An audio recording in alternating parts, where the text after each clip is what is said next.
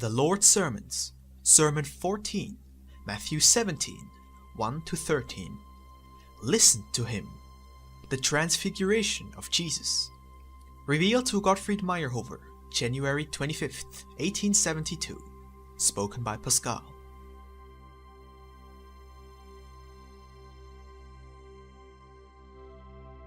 And after 6 days Jesus taketh Peter, James, and John his brother, and bringeth them up into an high mountain apart, and was transfigured before them. And his face did shine as the sun, and his raiment was white as the light. And behold, there appeared unto them Moses and Elias talking with him. Then answered Peter and said unto Jesus, Lord, it is good for us to be here. If thou wilt, let us make here 3 tabernacles, one for thee, and one for Moses, and one for Elias.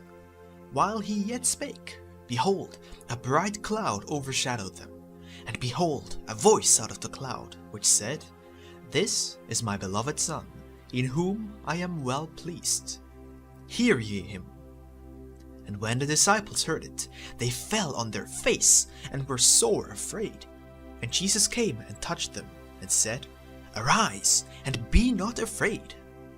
And when they had lifted up their eyes, they saw no man, save Jesus only.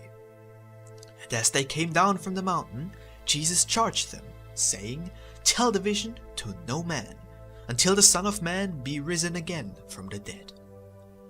And his disciples asked him, saying, Why then say the scribes that Elias must first come?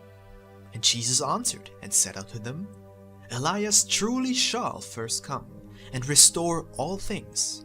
But I say unto you, that Elias is come already, and they knew him not, but have done unto him whatsoever they listed. Likewise shall also the Son of Man suffer of them. Then the disciples understood that he spake unto them of John the Baptist. Thus says the Lord. Here again you have an event from my earthly career of a deep and heavenly significance. This event was once important for the disciples who accompanied me, but it is also significant for you and all mankind, and in its spiritual correspondence of great importance for the future into which you are now moving. We will now look at this event, explain its significance for my disciples at that time, and then study its great spiritual correspondence to find out how, when, and where it is repeating itself today, and how it will have the same regenerating effect now as it had once on the 3 disciples with me and their further life and actions. The Gospel states that I took my disciples, Peter, James, and John up a mountain, where they saw me transfigured. That is, they saw me with their spiritual eyes, as the one who I really am, was, and shall be. They saw me as a high spirit whose garment, truth, was in its correspondence white, and whose face shone like the sun, that is, it radiated love. At my side, they saw 2 mighty supporters of my entire future system of instruction, who contributed most to facilitate my work as my forerunners, Moses and Elias, with whom I was speaking.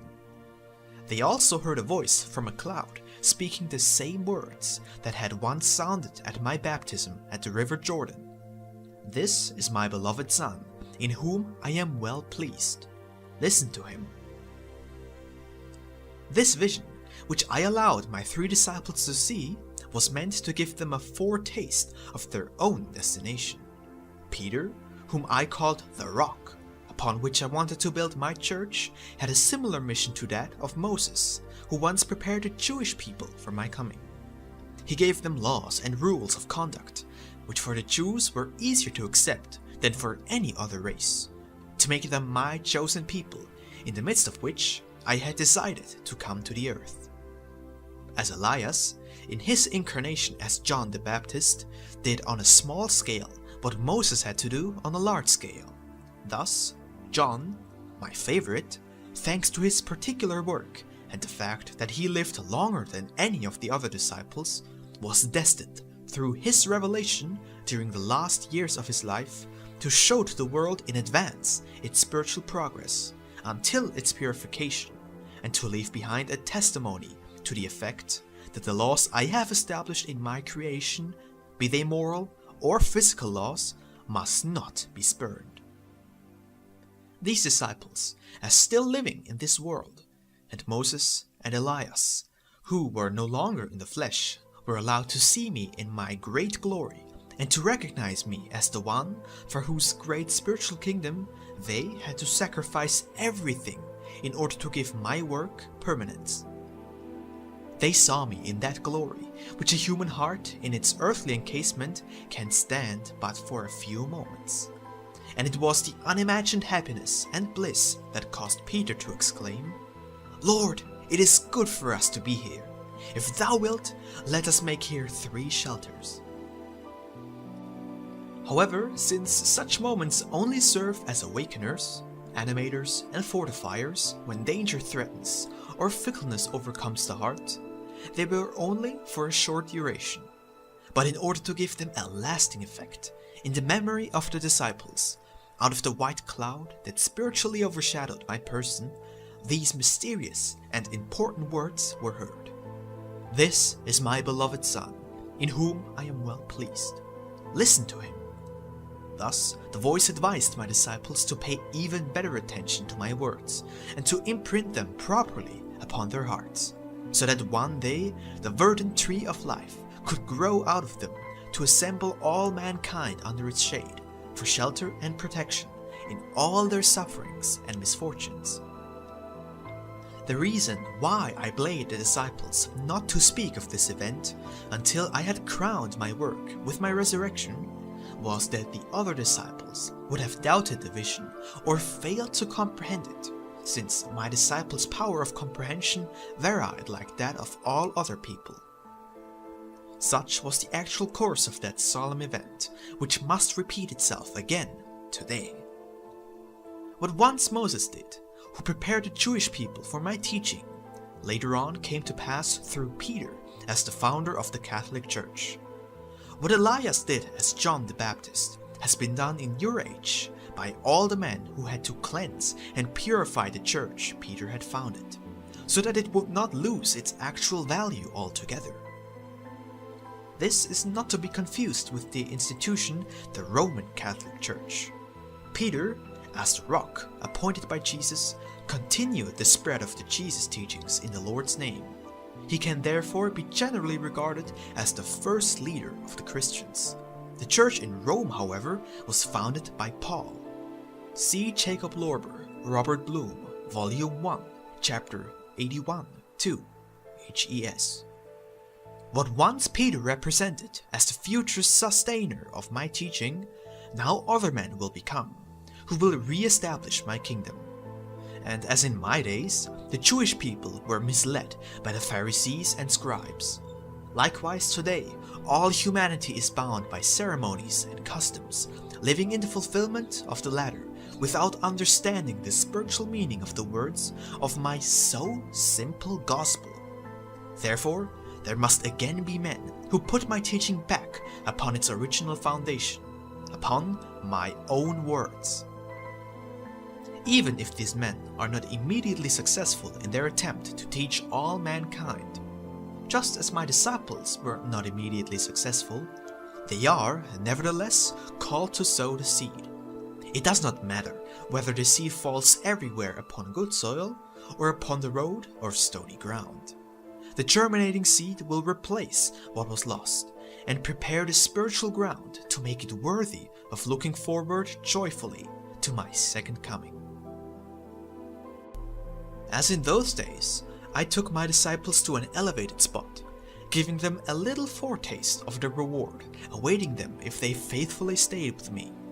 It happens also today that I lead many a faithful who, in the solitude and stillness of night, gives himself over to me, far beyond the physical world, opening up to him in a great vista the glorious future he may expect if he remains true to me and my teaching.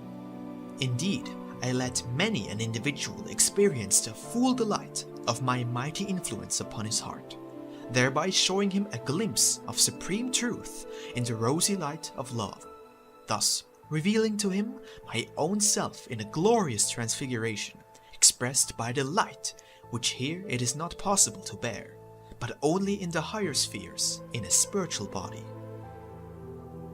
In the Mosaic laws, Moses built his irrevocable principles of the Jewish religion upon the one idea: there is but one God. And because of this, the Jewish people, and none other, was suited to count me among them. Since in those days, polytheism prevailed everywhere, it would have been impossible to remove all the gods at once, to put up a single one in their place. The Jews, however, had only the one God, which made it easier to build a divine religion among them. Thus, Moses was the preparatory worker, like a laborer in the vineyard, who breaks up the soil. He was allowed by the one who trimmed the vines, and that was Elias. He trimmed the vines during his time, and later as John the Baptist, thereby stimulating the activity in order to obtain better fruit, so that the harvester may be satisfied with the workers who did the preliminary work. Thus, John the Baptist was the second laborer in my vineyard, until I came myself to put the finishing touches to the work, add what was missing, and bring the fruit to maturation. This means that out of the decomposed earth around the stem of the grapevine, I called forth new life, which, becoming more and more refined along the stem, was matured and trained from gross matter to the finer spiritual fruit, the grape. As previously, Moses, thus later on Peter, was the rock upon which my church was founded. No revolutions or storms could destroy it. Often enough it has been perverted through the tyranny and lust for power of individuals. But as once my transfiguration was allowed to take place in the presence of my disciples, when my spiritual, divine being shone through my earthly form, so it is happening now. The spiritual garment is beginning to shine through the earthly pomp and ceremonial of the Catholic cult and its false doctrines. The cleaning up and transfiguration is beginning. Night is followed by dawn, and dawn by day. The long-restrained light of truth is breaking through. The anticipation of a higher ecstasy, the transfiguration, is alive in all minds, and the spiritual wind, blowing through all that is of the world, and awakening the sleepers, is sensed by all. Like a ray of light falling through a shutter upon a sleeper who, awakened by its life force, begins to turn around in his bed, unaware of what is happening to him. Thus, this transfiguration is starting. In many heads, it is already dawning. Moses prepared his contemporary Jewish people for my reception. Peter, the generation following him, and in these days, the teachers with enthusiasm for my teaching are going to be the Johns, who, like my disciple, will also become my favorites and witnesses of my love and grace right into their old age. Thus, the same spiritual process of purification takes place, first from the solid to the softer, from that to the volatile, from the volatile to the ethereal, and finally to the spiritual. As in those days, I was nailed to the cross, my teaching mocked, and my disciples abused and persecuted. So it will be again. Instead of my person, my teaching will be crucified and mocked. My fighters will also have to battle with all kinds of injustices, but they, too, will be victorious and see me transfigured at my next descent.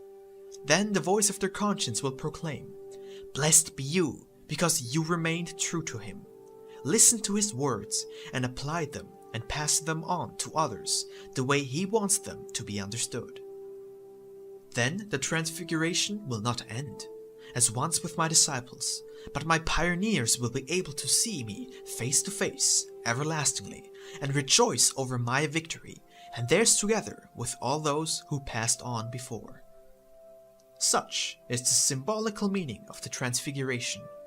Make sure that you too may participate in it, so that you may be counted among those who, disregarding all that is of the world, have made me and my teaching the principal purpose of their life and aspirations. Then, in moments of supreme delight, when your spiritual vision is opened, you will be able to see the one in person, transfigured, who already for so long has been showering upon you his words of grace and wants to make you his children. Amen.